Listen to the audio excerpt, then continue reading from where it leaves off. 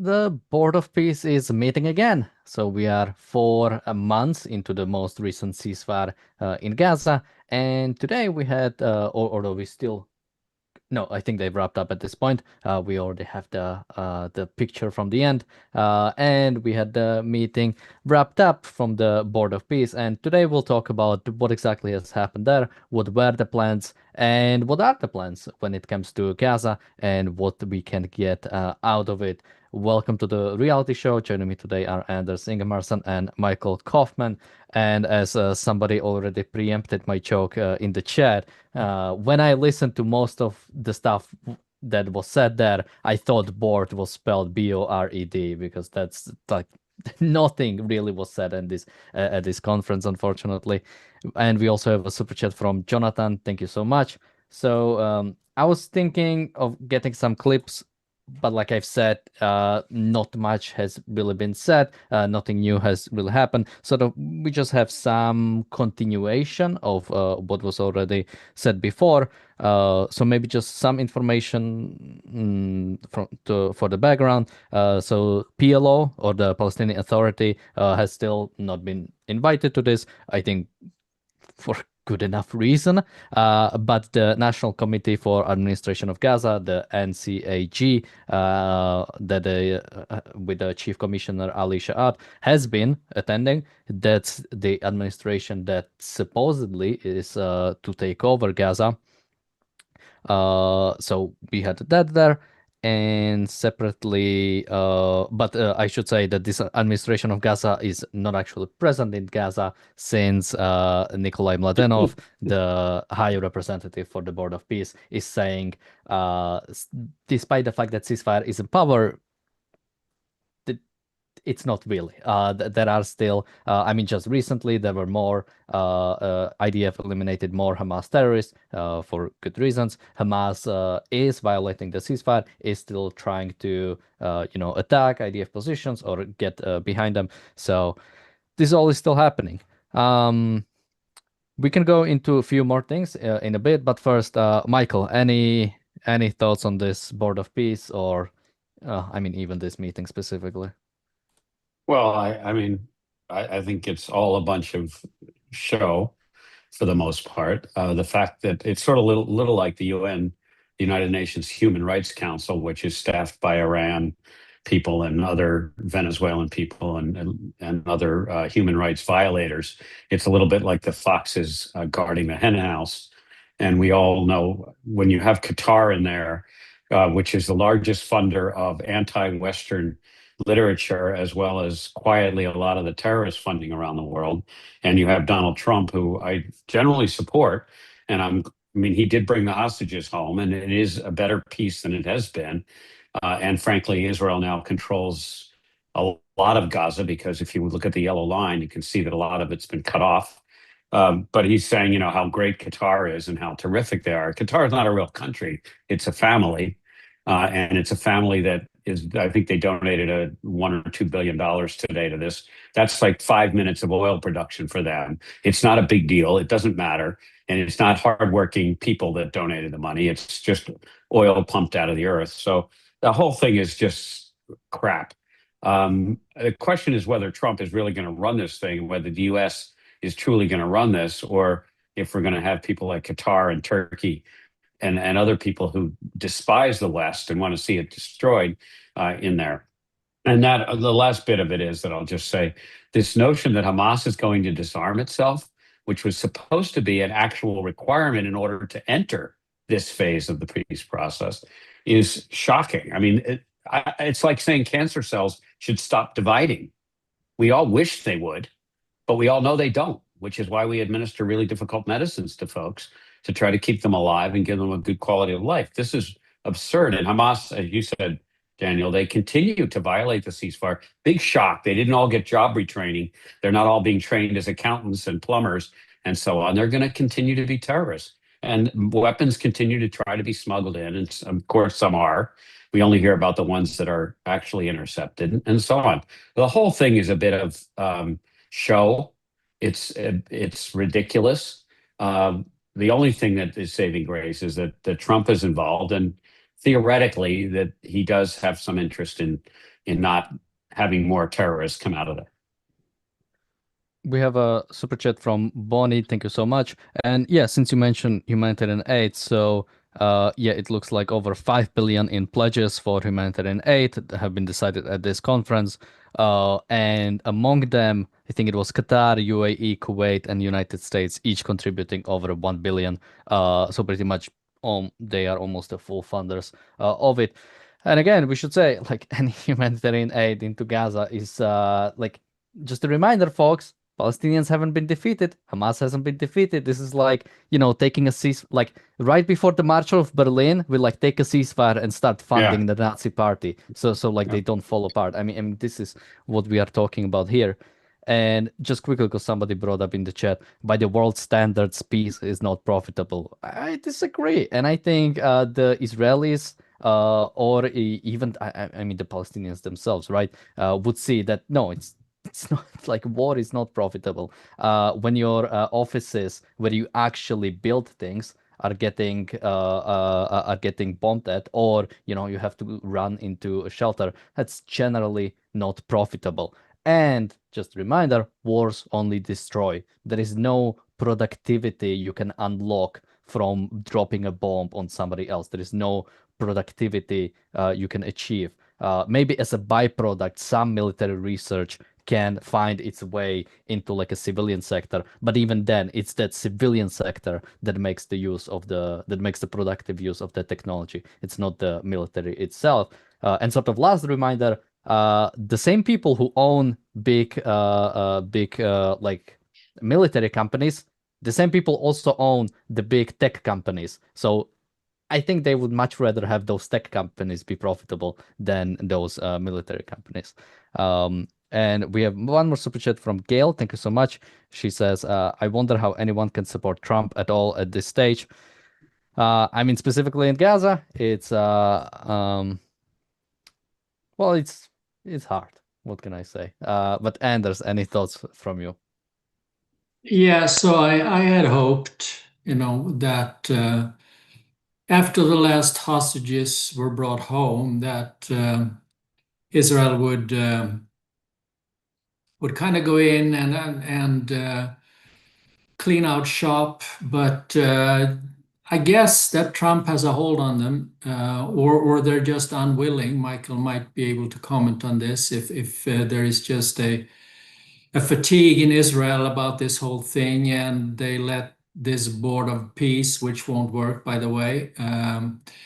It will just prolong the suffering of both Palestinians and Israelis, because Hamas is, as Michael said, Hamas is still in control, and for as long as that will continue, there won't be any improvement. So the Board of Peace is kind of a charade. It's a kabuki theater where the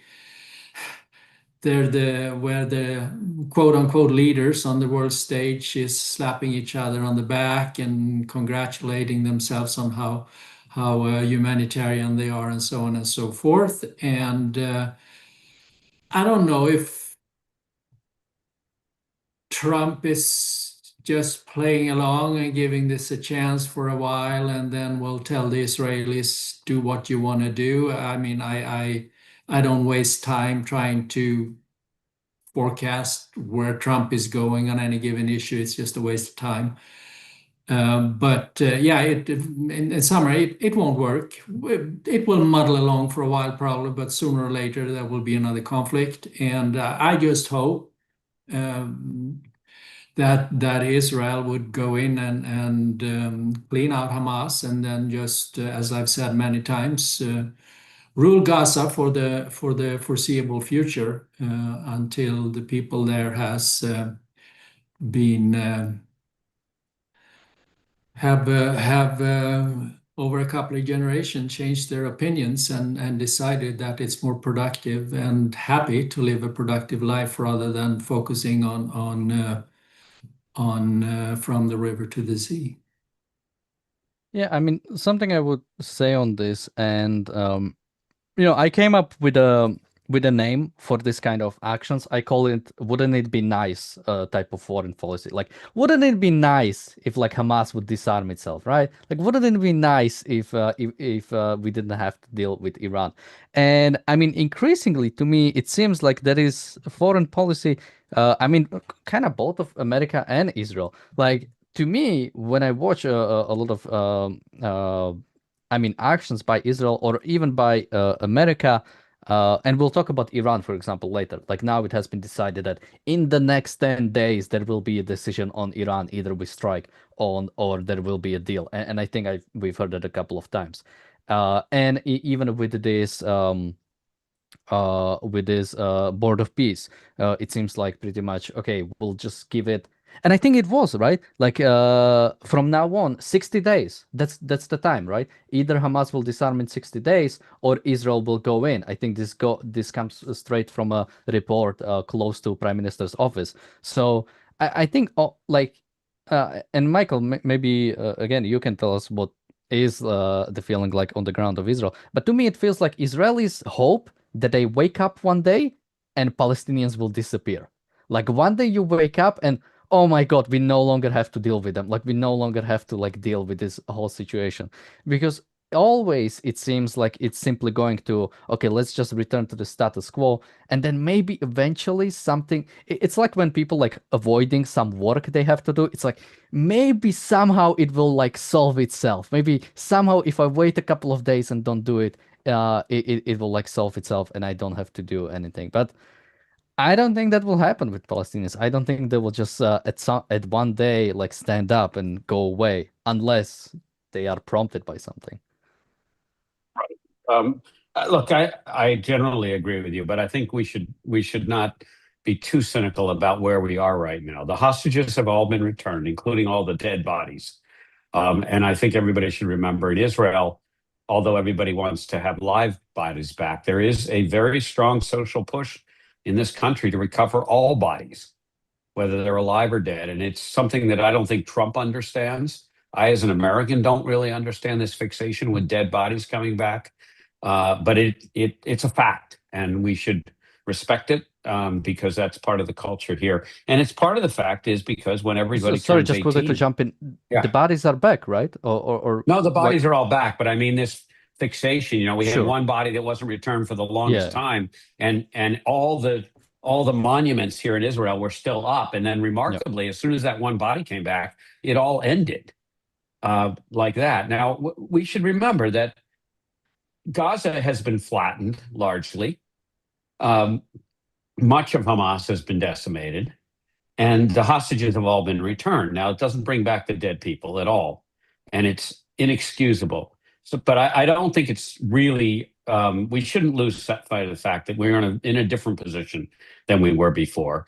I think Israel has also. I think it's 30% of the land of Gaza is now 50. under Israeli occupation. 50. Unless something changed, it's 50-50. Yeah, it's 50. Okay, so the yellow line that demarcates the area, and by the way, the yellow line is slowly being pushed towards the actual sea that they keep talking about. And because as long as the terrorists keep coming, Israel's going to keep pushing and shrinking the Gazan territory. And there is a very strong Israeli belief that the only thing that Palestinians understand, and I'm talking about general Palestinians, not the ones that are clearly terrorists, as opposed to the other ones who just support the terrorists, they only understand land grab. That's the only thing they understand. And unless you take away their land, which Israel has taken a lot of, and I don't think Israel's giving it back anytime soon, despite all the baloney you hear in the news, we should realize that there's been a lot of progress in that regard. That said, we still left a part of the cancer in. And if it is a pancreatic type of cancer or a brain tumor, it's going to kill us. It will. It has one goal, and that's to annihilate Israel. This baloney peace thing, and by the way, Trump should get all the credit for getting the hostages back. This was not on the agenda for the Netanyahu government, which was going to continue to go in there with one hand tied behind its back, with dead soldiers every week, which is what the Israeli public is no longer tolerating, and not doing what needs to be done, but showing everybody how we don't mind sacrificing our young boys in order to minimize the number of civilian casualties. This has been the general policy in Israel. And there is an exhaustion here. And people were fed up with it. And Netanyahu, if nothing else, he's a very good reader of people's breaking point.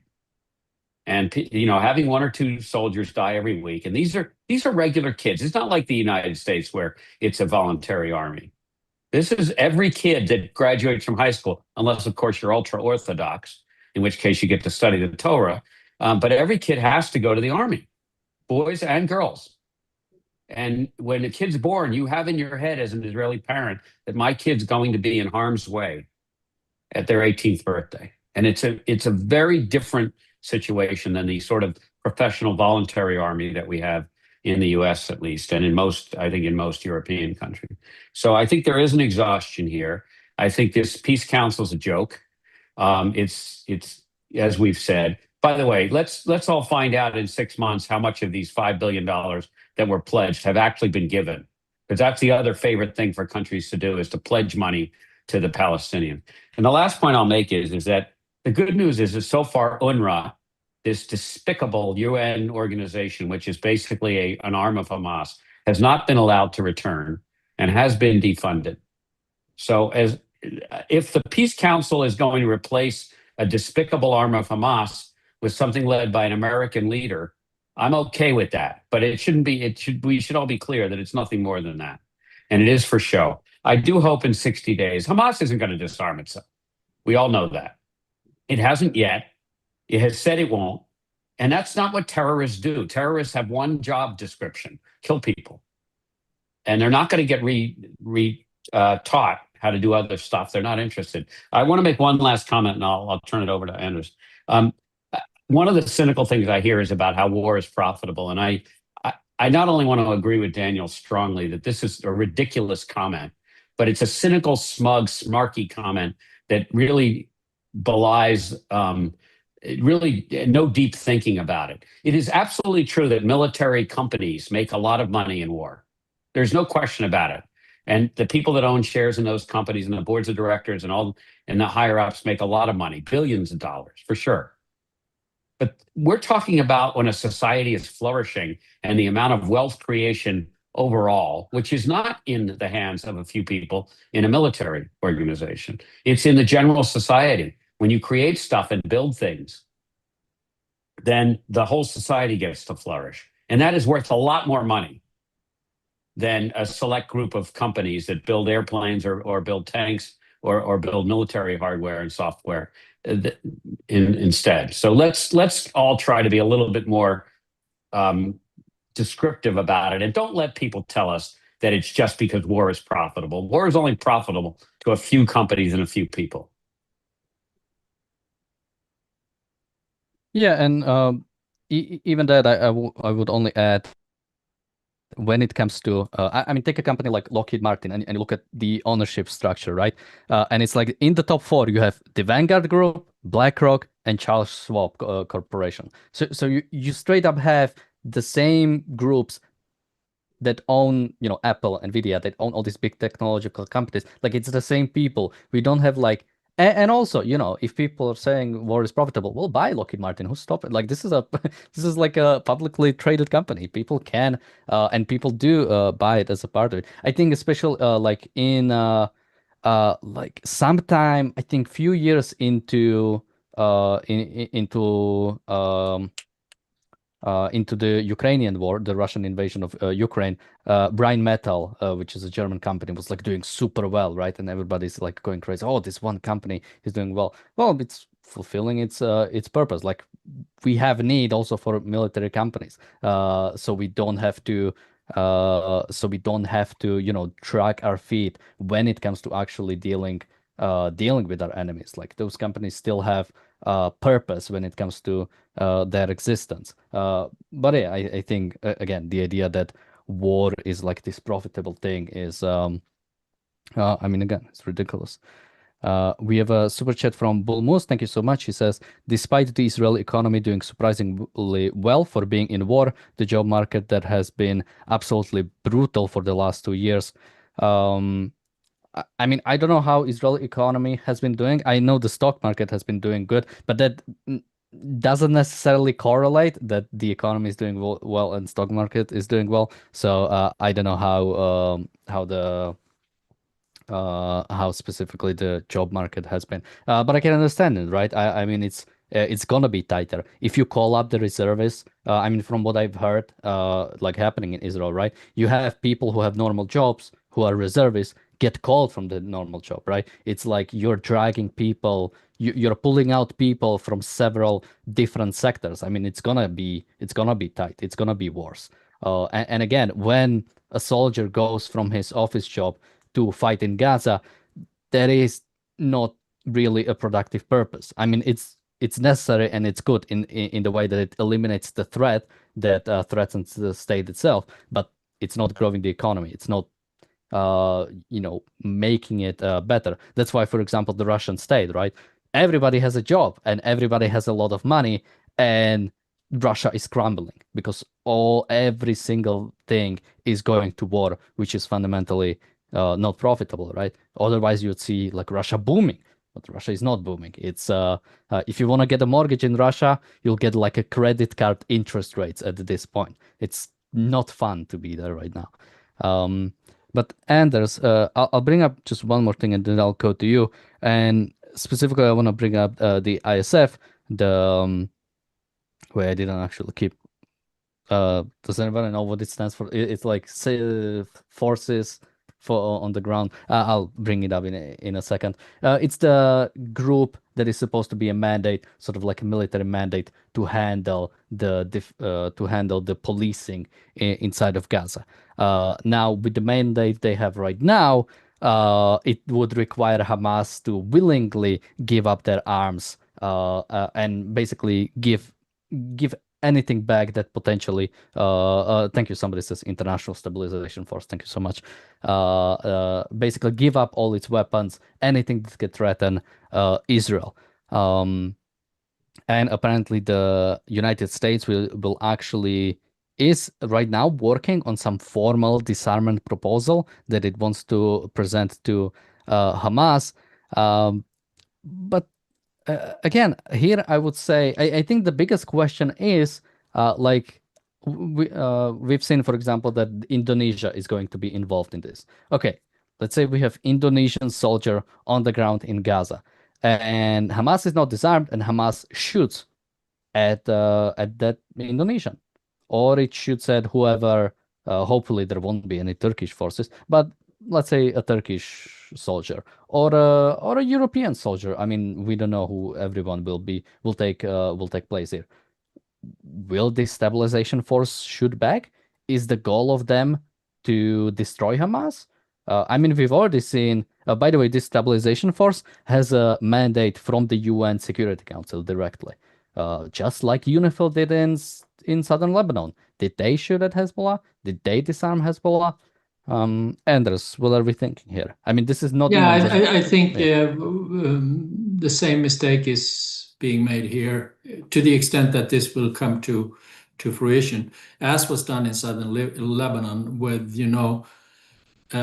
so here we're talking about peacekeeping forces or whatever you want to label them as. And then from what I've seen, most of them don't want to get involved in fighting. They just want to do humanitarian stuff and man checkpoints here and there and whatever. But we're talking about large contingents of soldiers from Islamic countries. So what are they thinking? Where are their loyalties? And yes, they're all individuals, but we saw it in southern Lebanon where you manned the and I don't remember what was the acronym of that UN organization now again? UNIFIL? UNIFIL. Yeah, UNIFIL. exactly. Yeah, so what manned by a large contingent of Irish soldiers, and Irish soldiers who are, well, the Irish in general, I don't know about their soldiers specifically, but the Irish are the most pro-Palestinian and people around because they haven't seen an underdog that they don't like, since they fought the English. And so that's very deep rooted in their psyches.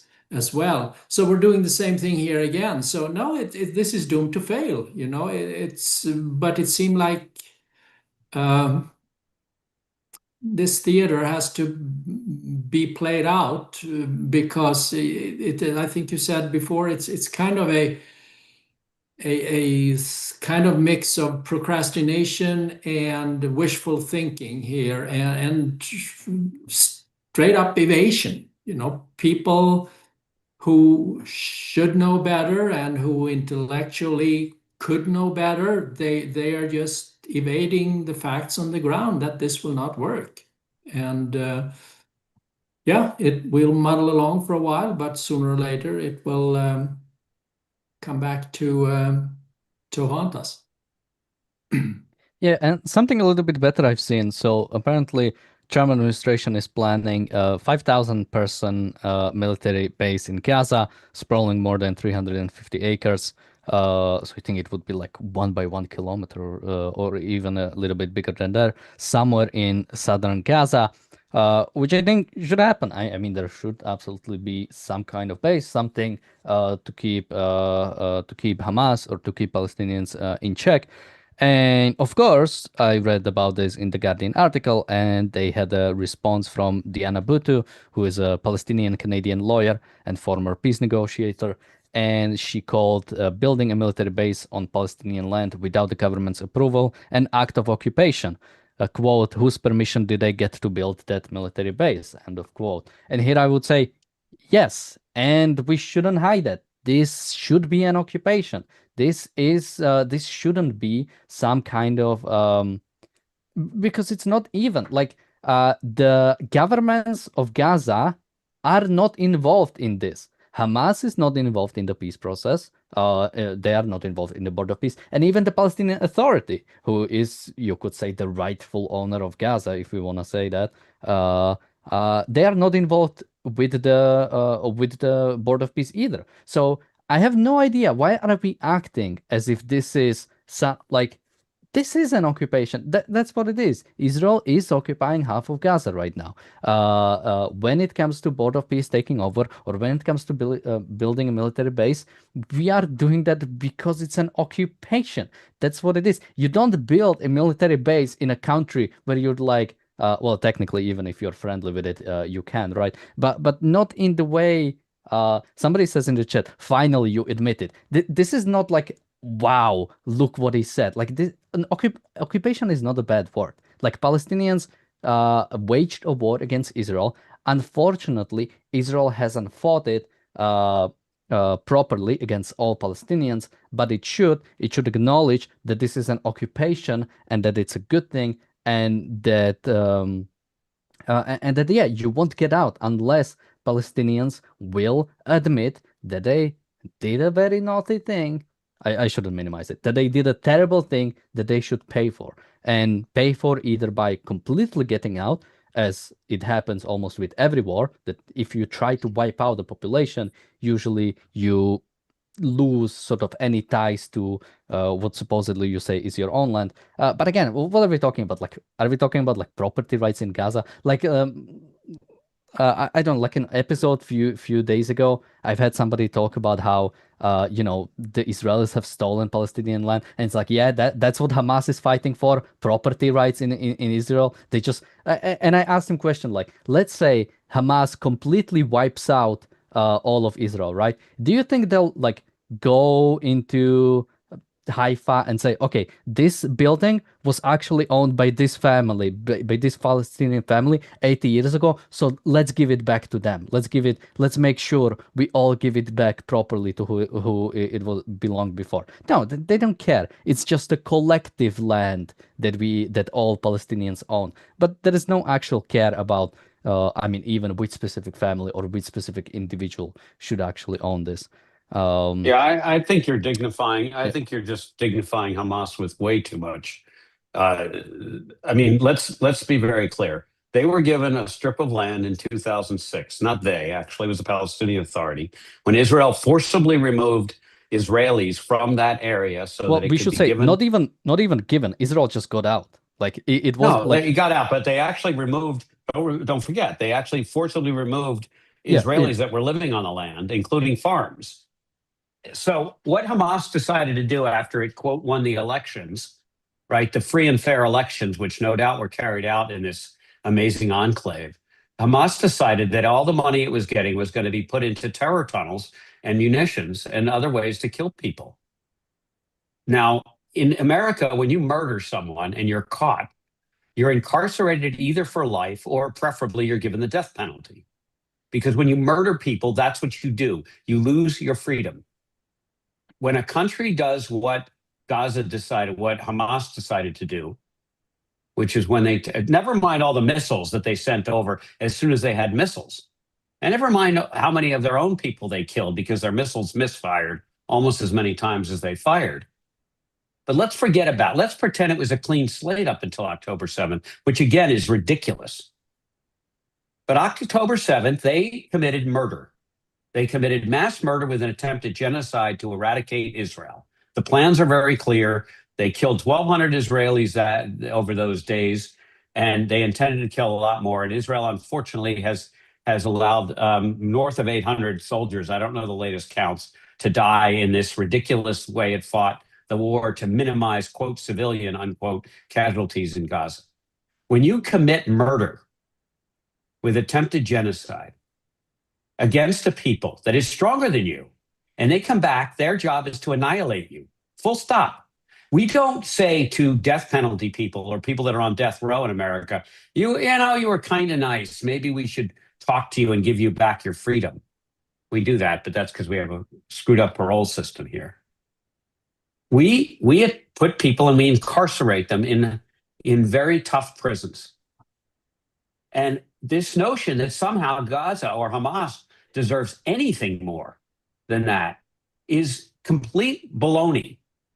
It's not even a little bit of a double standard. It is despicable anti-Semitism, anti-Zionism, and a hatred for Israel. That's all it is.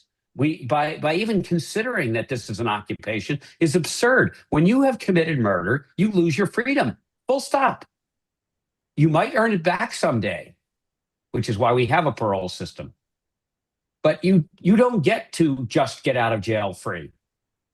And it is only in this discourse. By the way, the same crap is going on with the world condemning the takeover of more settlements by Israel in the West Bank, because those settlements are terrorist havens. The density of weapons in those settlements is quite similar to that which existed under Hamas. And Israel is tired of losing people dying, Israeli citizens dying, because a bunch of terrorists that are in the West Bank decided to kill folks. So I really think we make a terrible mistake of getting into these arguments kind of in the middle without understanding that this whole thing has come about because Hamas is a terrorist organization, has one goal, which is to annihilate Israel, and actually tried to effectuate that on October 7th. So I would just like to add to that. I think you had someone in the comments saying that's finally you're admitting that this is an occupation.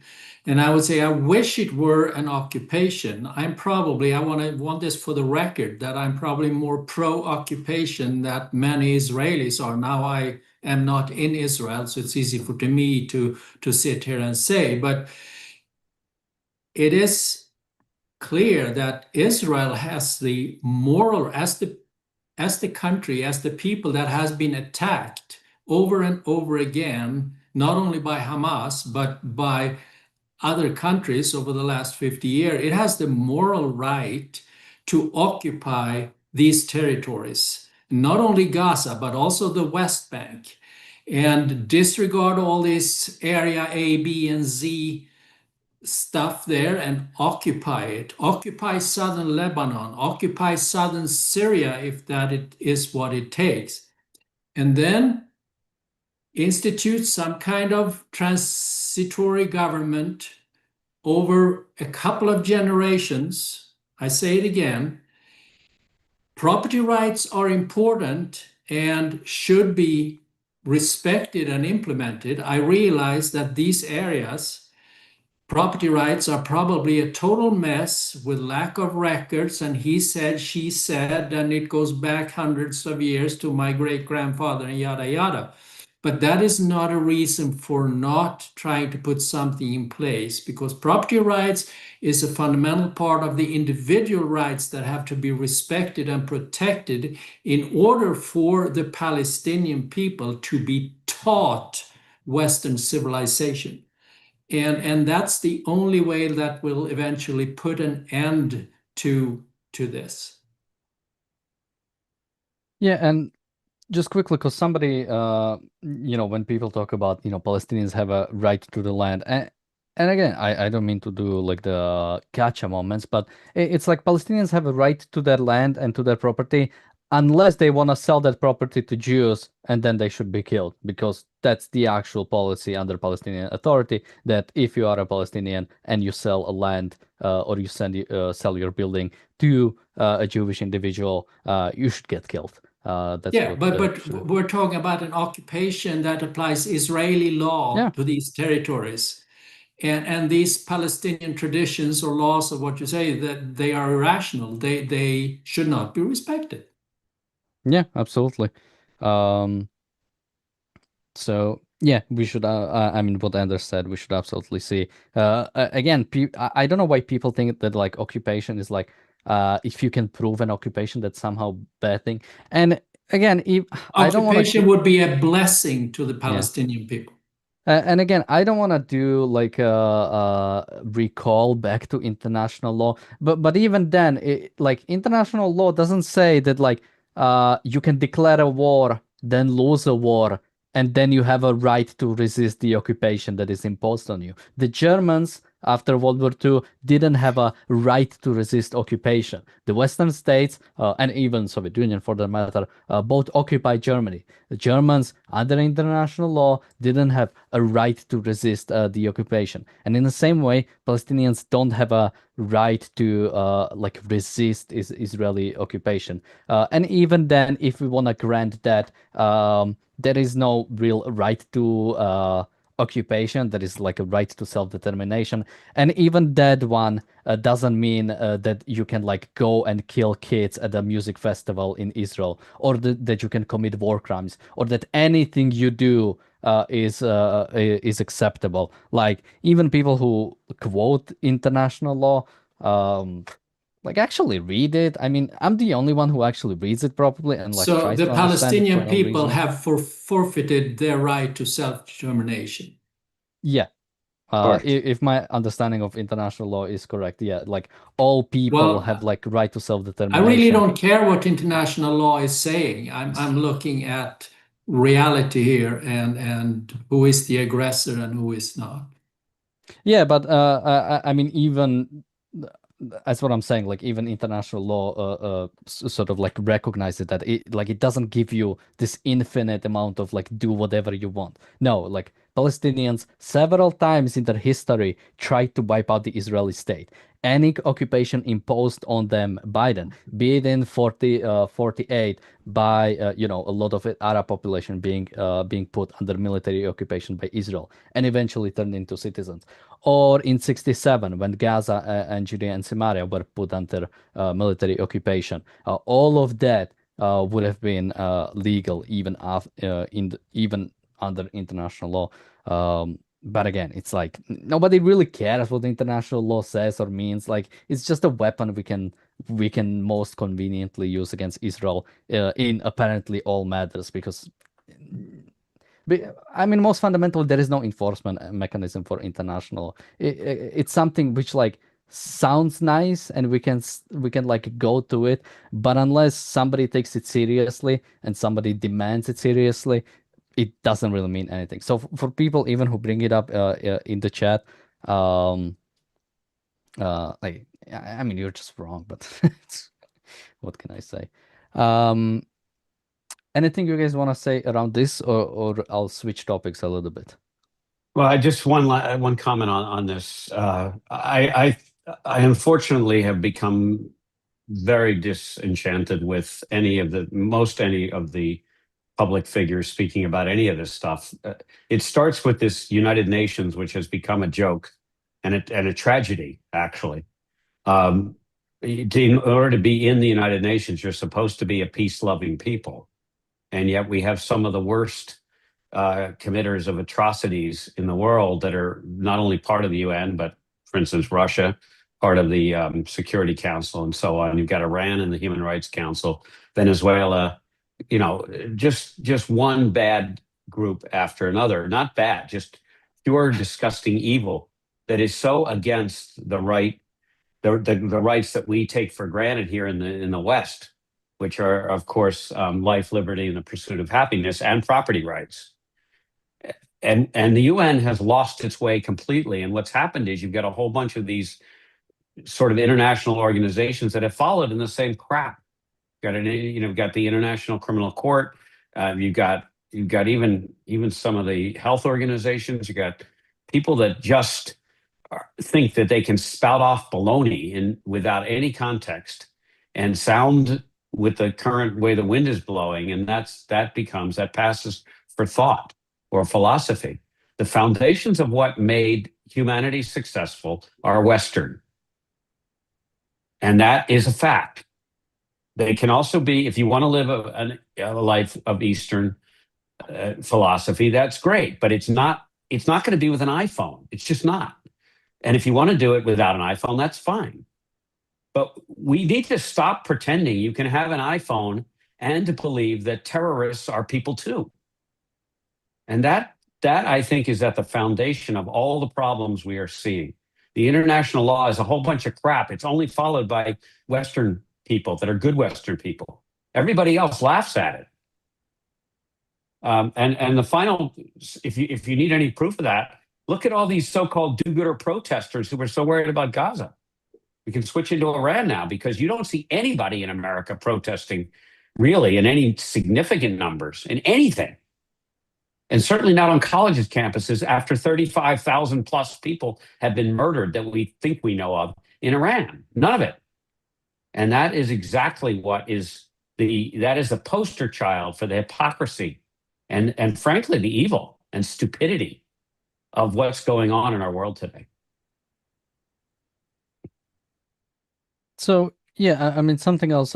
Since you brought up the UN, something I've seen on social media is when people talk about Board of Peace. I just looked up Board of Peace on X, and I've seen a lot of comments, type of like, this is just a bunch of dictators. It's just a bunch of authoritarians, and a Trump like deciding what they want to do, and it's like, oh, so when we put non-discriminate between nations and put a bunch of them into an organization, it will be a bunch of dictators. I mean, I'm wondering if there's any other organization that is like that basically just has no criteria for people to join, simply exist as a state, and is not a good thing. So maybe a good outcome out of this is people will realize that UN is basically the same as Board of Peace. Like, just because it has been here longer. By the way, UN is also kind of going bankrupt. Apparently, they don't have funding, not just UNRWA, but UN itself, which I found pretty fun. And I hope it happens. I hope they get kicked out of New York, because again, it has no purpose. Like, even if we wanted to go by some international law, which again, there is no the international law. We have like different treaties that we should judge on their specific merit. I think there is like a treaty for like copyright rights, right? When it comes to basically harmonizing that if something gets recognized in America as like an American patent or a copyright, let's say for a book, it also gets recognized in Slovakia, right? Or let's say a bunch of like one treaty that deals that. I'd say that's decent international law. I'd say that's like a decent thing to basically have like this universal recognition for copyright, to protect somebody's work across the border, so he doesn't have to like apply for a copyright in every single country, in every single jurisdiction. But so each piece of what falls under the umbrella of international law has to be judged by a standard of individual rights. Is it something that respects and protects individual rights rationally? Then yeah, there is probably a place for it. Like you mentioned, copyrights, trademarks, perhaps, and patents. But there is also a lot of what is called international law that does not. And then, it's you either have to disregard it or modify it so that it gets in line with protection and respect for individual rights. Yeah, absolutely. That's why I think the worst part about the UN is that anything international automatically goes under the UN. So like this copyright thing is under UN. When it comes to the Treaty of Non-Proliferation of Nuclear Arms, right? That's under the UN. When it comes to, I mean, it's not, is it the World Trade Organization or is it the other one? I'm trying to, but there is also another one that deals with like economic things, right? And that one is also under the UN. So that's what's most disgusting, the fact that simply being a country it admits you to be part of this, both part of the all the potentially good things. I mean, I'm sure everybody loves UNESCO, right? So like you have the good things, but automatically every single thing comes with the baggage. Like every single thing comes with the fact that also China and Russia and all the other dictatorships in the world are part of this. So that was in a sense my first hope for the Board of Peace. Hey, maybe it will be some alternative to the UN, but I didn't think alternative just means a synonym, I guess, or the same thing when it comes to what it's actually going to be. Because fundamentally, I don't see much of a difference between Board of Peace and United Nations outside of who is at the head of it, which might be slightly beneficial depending on what actually happens out of this. So, I mean, well, we still have time, so we can bring this up. Oh, by the way, this was somebody brought up. So Tucker Carlson went to Israel, where he didn't really. Apparently, he just went to the arrived at an Israeli airport, had a conversation, had an interview with Mike Huckabee, the ambassador to Israel, and then he went away. So he never actually, because technically airports are in this like weird are not like considered like actually the country, are sort of like in this weird jurisdiction, I guess. So he never actually went into Israel. Somebody said that he was I think Tucker said he was detained, which I would hope so. I would really like. I had a half an hour interview when I wanted to leave Israel. If Tucker was not detained, or if Tucker like didn't have a interview when he tried to like even visit the airport of Israel, I think Israeli security is absolutely like lacking. Like if there's somebody you should at least check on, what is he actually doing here? Then I don't know, like what are you doing? I mean, he probably shouldn't be like arrested. Like I don't think he really. Although he should be looked into. I mean, we don't know where he's getting funny. Although Israel is, I guess, kind of friendly with Qatar either. So it's not like I can even demand that much from Israel as well. But I mean, Michael, any just thoughts on this Tucker thing? You're muted. You're on mute. Sorry. If you haven't been to Israel, if you don't carry an Israeli passport, it is absolutely standard practice, and it was for me, even though I'm married to an Israeli for my first 2.5 years here while I was waiting for my passport, that you get an interview. And that's the way it works. And even with an Israeli passport, I have dual passports now. When you go into the airport, you get asked 3 or 4 questions. And this is just standard Israeli security. And by the way, they stereotype beautifully here because stereotypes are most often right. One of the reasons they do, quote, detain people with these questions, and it's typically less than 5 I mean, minutes. I should say Tucker said he was detained. Both Israel and apparently Mike Huckabee denied that there was any detaining.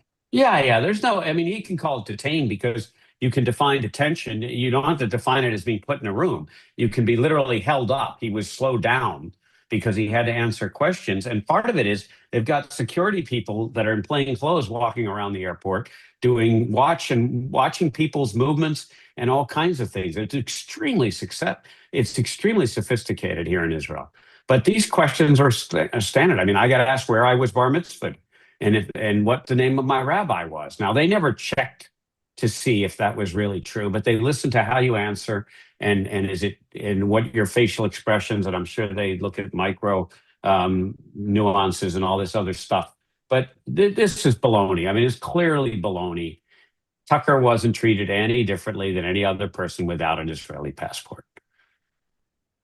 And again, I would say, even if he was, I mean, if there's somebody you should like check a little bit, it's Tucker Carlson. I mean, let's be real. It's somebody who had conversation with the president of Iran, who had like conversation with the foreign minister. No, not just for foreign minister and a president of Russia. Like, and when he went to Israel, he says he is going to have an interview with Mike Huckabee, the ambassador to Israel. I mean, yeah, probably like check him a little bit. Like, come on, like, let's be real. Well, Like, he obviously didn't need to come to Israel to do that. This was all to do the crap that he did. I mean, the guy's just he's become a complete nut, and he's a bad, evil guy. And this was all baloney. You know, the fact is, if you don't like it here, don't come. We don't need you, Tucker. I mean, yeah, that could be a good point. I mean, maybe it was just convenient because Mike Huckabee was going to be here at this time, and it just worked out for them. But And surely maybe Tucker spends more time in the U.S. Tucker is was on his way to Qatar, so he just took a flight over in Tel Aviv. Yeah. But I mean, Anders, any thoughts on this one? No, I don't want to comment on Tucker. He's not worth my time. That's fair. So I guess lastly, since we still have a little bit of time, it's Iran. And there isn't as much to say. Well, I mean, in my notes, I have maybe soon Saturday, maybe not deal, question mark, because I don't know what will happen. Basically, I've seen one report saying that the strike on Iran could come as early as Saturday. But I think I've seen that like every single week for like a month now, that it could come on Saturday. It's always Saturday for some reason, but that it might come. Apparently, Trump said that in 10 days, we will know the decision, either a deal or that there will be strike. And the Russian foreign minister is trying to scare America back, saying there will be grave consequences. I don't know if he said grave. There's something like it will be, something might happen if you try to do something against Iran. So again, trying to by the way, Russia can not do anything to us, so this is empty threat. But they're a bit occupied. Yeah, I mean, yeah, I mean, Michael, is this kind of just another example of my foreign policy? What did I call it? Well, one of the problems, wouldn't it be nice? Kind of like, wouldn't it be nice if we didn't have to deal with Iran anymore? Like we didn't have to bomb them, we didn't have to make a deal, because it seems like every day or every week or so we just get another example of like something might happen next week. Something might happen next week. Well, this is Trump. I mean, look, I'm as frustrated as anybody that just get it over with. We all know where this is going. The notion that, never mind whether they were going to give up their nuclear program. And by the way, they're back to the baloney that their nuclear program is not for weapons. They can't explain why they're enriching to 90+% enriched uranium, but as we all know, medical grade requires very low enrichment, which they've already passed a long time ago. But that's that's one of their rehearsed, regurgitated bullshit that they are spewing now. Yeah, but Trump, we should clarify, when we say like low percent, we don't mean like 60 or 70. Yeah, we're saying like 3 or 5% is what you need. Yeah, it's below 10%, absolutely. And number two, the notion that they're going to give up on their missile program. Trump and Jared Kushner, I have a little bit more faith in, but Steve Witkoff has been the author of complete and utter disasters. He's almost as bad as Blinken. I mean, Kushner had to come in and save him on the last negotiation that Witkoff got him. Witkoff doesn't do anything. They had productive meetings with Iran. This isn't hard. It is not hard. And the world has bought this bullshit that we have three things we need from you, Iran. You're going to stop your nuclear program, you're going to stop your missile program, and you're going to stop funding terrorism. Oh, and by the way, we have a fourth thing, which is stop killing your own people. But frankly, the other three are much more on the world stage, although the fourth one is ostensibly why Trump is finally going to do something about it after he didn't quite finish the job last time. So this is all theater. Now, it is anybody's guess, and you can find any opinion you want to. And I did actually read up on this yesterday when I scanned, about 20 different articles on the military buildup here in the Middle East here. I mean, the amount of firepower we have is now surpassed, I believe, that which we had in Iraq. And the Iraq war was done in a few days. It was done. It was the Iraq peace that we insisted on bringing, democracy to a group of tribes that didn't want to have anything to do with us. And of course, it was a disaster. But we have plenty of firepower here, and the sophistication of the current firepower in America is scary good. It's far, far superior to what it was 22 years ago, I believe. 2003 was the Iraq War. So this hopefully Trump is actually going to do something and not pretend that there is any way to enforce any kind of law. Never mind, we know they lied about their nuclear ambitions and their nuclear enrichment. We're going to stop them from doing missiles and stop them from funding terrorists across the world. It's absurd. And it's tragic what the government is doing to the Iranian people, to the protesters, and so on and so forth. But we have to remember that that is not the reason why we're going in. It is, as Michael is saying, we need to end the Iranian regime and their funding of terrorism and their focus on Islamic jihad. We're the big Satan here in the US, and Israel is the little Satan. And until that threat is removed, it is in America's and Israel's self-interest to take care of business there. Now, hopefully that will end the internal suffering, of the Iranian people, but there is no guarantee for that. We may see a military junta taking over. We may see the country fragmenting into tribal parts where the Azeris and Kurds and Iranians being at each other's throat. Yeah, that would be very sad, and that would be bad for the Iranian people. But if that is what happens, and if that means that the threat to us and to Israel is eliminated, yeah, then so be it. Yeah, absolutely. And just quickly, somebody says Trump took 4 months to get Maduro. I mean, that I would say there was like a successful operation. I mean, we took, America took like Maduro with like no casualties on the American side. I know there were injuries, but no deaths. We didn't know about it. I mean, if it happened for 4 months, we didn't know about it. So like the operation itself, I think it was great. It's only that, well, one, Congress wasn't really discussed for something that I think an operation that should have been discussed, especially something you're planning. And I'm not necessarily sure if that was like the right thing to do at that time, especially since I think it might have coincided with actual American dealings with Iran, which I think were at the time much more important than Venezuela. But the operation itself was great, I think. Like I don't think there were any issues with that. An amazing operation. Mike, yeah, it was an amazing operation. And, I think it's time for America, and maybe someday Europe will wake up, but it's time for us to stop being pansies. I mean, we got to stop. This is not beyond a reasonable doubt. We are not in a court of law with a citizen of our country where it's on the prosecution's onus to prove beyond a reasonable doubt to a jury of 12 people. Venezuela was a despicable crunch disaster of a regime. It's oil. They don't forget, they took over American companies' oil platforms in Venezuela. They nationalized the oil platforms. So they stole from us.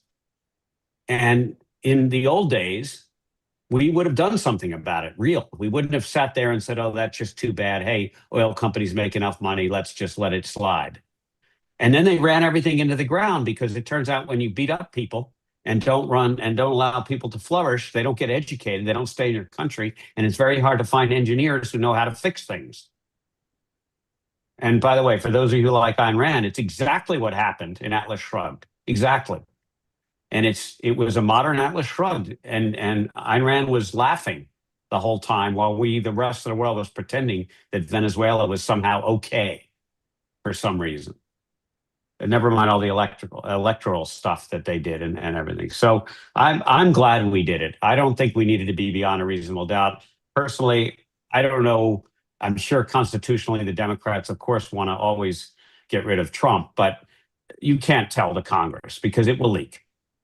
I mean, there's no chance in our society, even things that are fairly well restricted are leaking these days. And there's always somebody who thinks they're holier than thou who decides that I'll commit treason effectively because social media won't let me be punished by it and so on. So I understand what you're saying, but I think it was terrific. There is a war on drugs. We're actually winning the war on drugs here in America.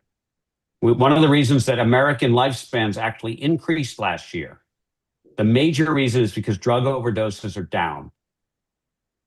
And that's because Trump is blowing up drug dealers. That's one of the reasons, not all the whole reason. And we're sick. I mean, we all knew we could win the war on drugs. It isn't that hard. Our military is stronger than theirs if you have the will to use it. But we had no will. None of our presidents did until recently. Well, here, I mean, the only thing I would point out, it's like, even if it is like bad, like something might leak from Congress, I mean, that is like a constitutional requirement, right? Well, I don't know if it is. I mean, he is the commander in chief. It wasn't a declaration of war. It was an act of war, but it wasn't a declaration of war. And, let Venezuela declare war on us. Let Iran declare war. I mean, Iran has declared war on America. Let them. We can blow them off the face of the planet. We could level them in very short order. The Israeli Air Force took out all of the air defenses, all of the important air defenses. They took it out of Iran in 24 hours, folks. And all of our experts who told us how amazingly strong the Iranian army and military was in the IRGC, and it turns out they're not. The Israelis did it. And for 10 days, we beat the crap out of them, and they sent a few missiles here and blew up an astrophysics lab in the Weizmann Institute. That was the major damage that they did to us. By the way, that lab is repaired now, essentially done. But we need to stop being pansies. We are generally right. We're not perfect. But of all the countries in the world, the aligned Western countries that actually believe in life, liberty, property rights, and the pursuit of happiness are good. And as Anders said, this is all about individual rights. The other people want to kill us. First, they want to steal everything we've done, destroy what we've created, and then kill us. And we need to stop putting up with it. Yeah, I mean, again, I'm not even targeting the act itself, just targeting the process. I understand. Which I think, even with Venezuela, like, and yeah, you're right that when it comes to the president is a commander in chief, and when it comes to, I think, grave threats or something immediate, then he can absolutely, like, if America is getting invaded right now, if Pearl Harbor gets bombed, he doesn't need for like Congress to get in session to like actually do something. But when it comes to Venezuela, like we said, there was a 4-month like operation that I think in some way should have been brought up with Congress. Because what precedents does it set up? Like, can Trump kidnap like any leader he wants at any point? Because or can he do like whatever he wants when it comes to military, right? Because like anything can leak. So if people want to change that, hey, constitution can be amended. Maybe this is like a wrong way to go about it, but still, as far as it is, we should try to follow it. But of course, unfortunately, not many people do, especially those in actual power. Michael, any last thoughts from you, and where can people find you? Thank you. Michael Kaufman, 2Fs on LinkedIn. Anders, any last thoughts from you, and where can people find you? You can find me on Substack, andersingemarsson.substack.com, and I have a few articles about the whole Middle East situation that you can search for there if you're interested. And you can find my book, Think Right or Wrong, Not Left or Right, on Amazon. Great book. And with that, thank you guys for joining me today. Thank you everybody for watching. We'll be back tomorrow with more shows. Until then, bye-bye.